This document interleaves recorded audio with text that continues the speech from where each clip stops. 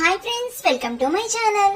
ఇక అహల్య అయితే యామిని వాళ్ళ ఇంటికి వస్తుంది. వచ్చి ఏమీ మాట్లాడకుండా సైలెంట్ గా అయితే చూస్తూ ఉంటుంది. ఇక అప్పుడు యామిని, ఏంటి ఇలా వచ్చావు, మీకు ఎన్నిసార్లు చీకొట్టినా సిగ్గు లేదా, ఇలా వస్తూ ఉంటారు అని అయితే యామిని అంటూ ఉంటుంది.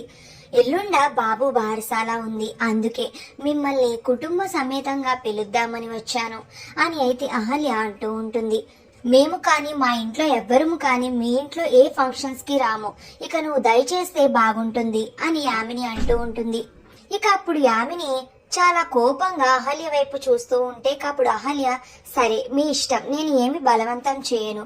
సరే యామిని గారు, ఒకసారి నేను మీతో మాట్లాడాలి, కాస్త పక్కకి వస్తారా అని అయితే అహల్య చాలా అడుగుతూ ఉంటుంది వినయంగా. సరే పద అని అయితే ఒక రూమ్ లోకి వెళ్తారు యామిని అహల్య.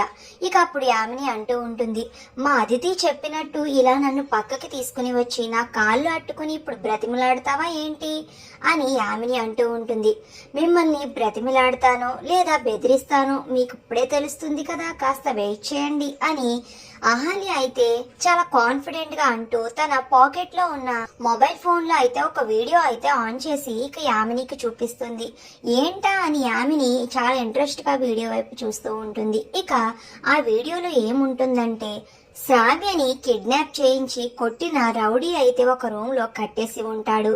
ఇక శ్రావ్యని నిన్ను అలా కొట్టమని కిడ్నాప్ చేయమని ఎవరు చెప్పారో మర్యాదగా చెప్తావా, లేదా ఈ కత్తితో నిన్ను పొడి చేయనా అని ఆ రౌడీని అయితే అహల్య బెదిరిస్తూ కొడుతూ ఉంటుంది.